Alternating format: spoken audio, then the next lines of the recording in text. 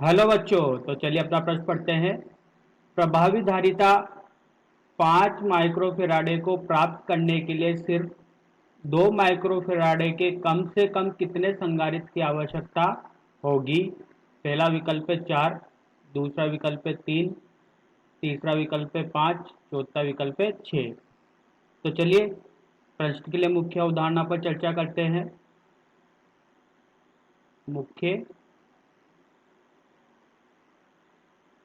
अवधारणा। तो देखिए, जब भी अपन संधारित्र को श्रेणी या समांतर क्रम में लगाते हैं तो उनका तुल्य संधारित्र निकालते हैं। तो सबसे पहले अपन समांतर क्रम की बात करते हैं।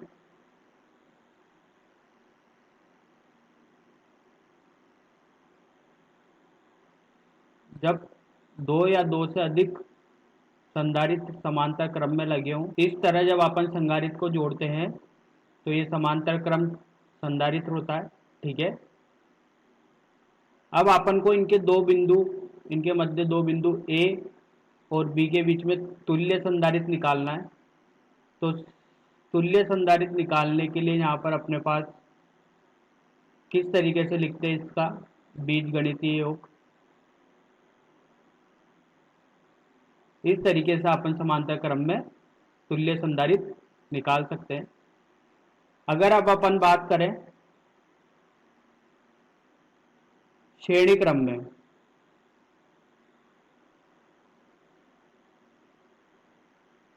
तो श्रेणी क्रम में तुल्य संधारित्र कैसे निकालते देखिए। इस तरह जब संधारित्र को जोड़ा जाता है तो ये श्रेणी क्रम संधारित्र कहलाते हैं। 3 संधारित्र को अपन ने यहाँ पर जोड़ा है, तो तब इनका तुल्य संधारित्र निकालेंगे तो देखिए 1/C1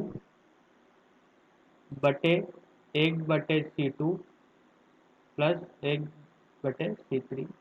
यहाँ पर जो होगा वो होगा 1/C तुल्य।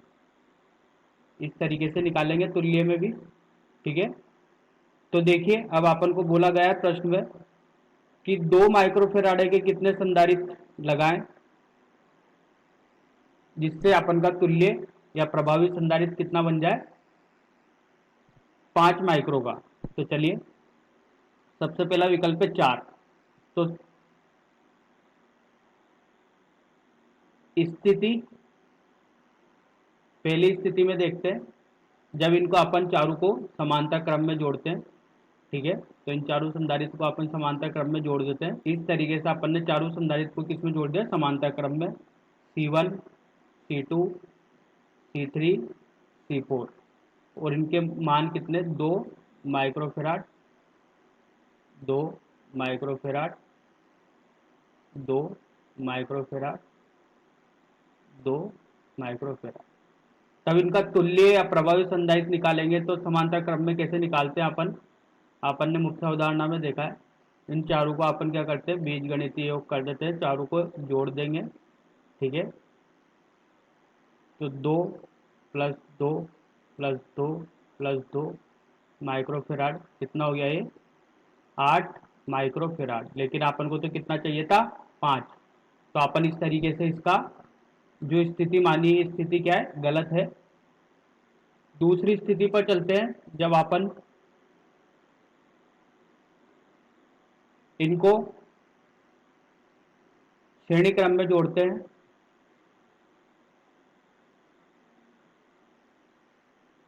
ठीक है,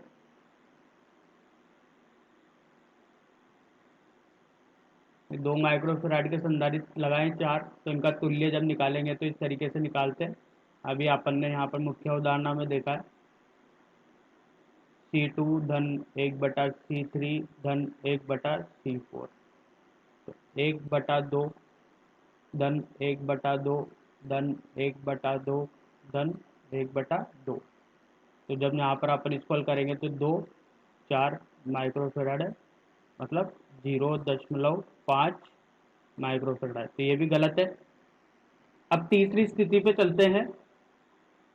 स्थिति नंबर 3 पे चलते हैं और देखते हैं। जब दो संधारित्र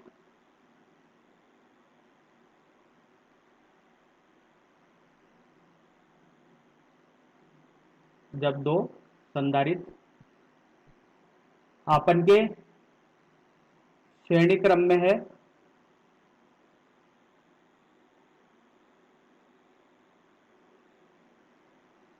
ठीक है, तो दो संधारित्र को किस में लगाते हैं अपन? श्रेणी क्रम में।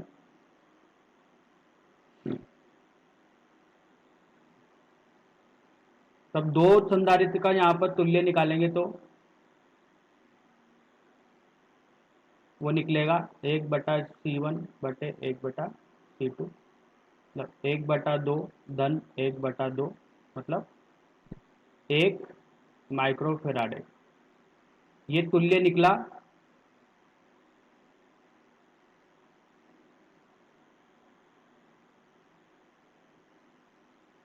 जब अपन ने इनको श्रेणी क्रम में लगाया, अब इनके साथ अपन दो संधारित्र को समांतर क्रम में लगा देते हैं, ठीक है, ये C3 और ये C4। तो दो का तुल्य तो यहां पर अपन के पास 1 आ गया, ठीक है। तो देखिए अब यहाँ पर तुल्य निकालना है पूरे का, जब का अपन ने दो को किस में लगाया? समांतर क्रम में, ठीक है। तो यहाँ पर लिख लेते हैं, जब दो और समांतर क्रम में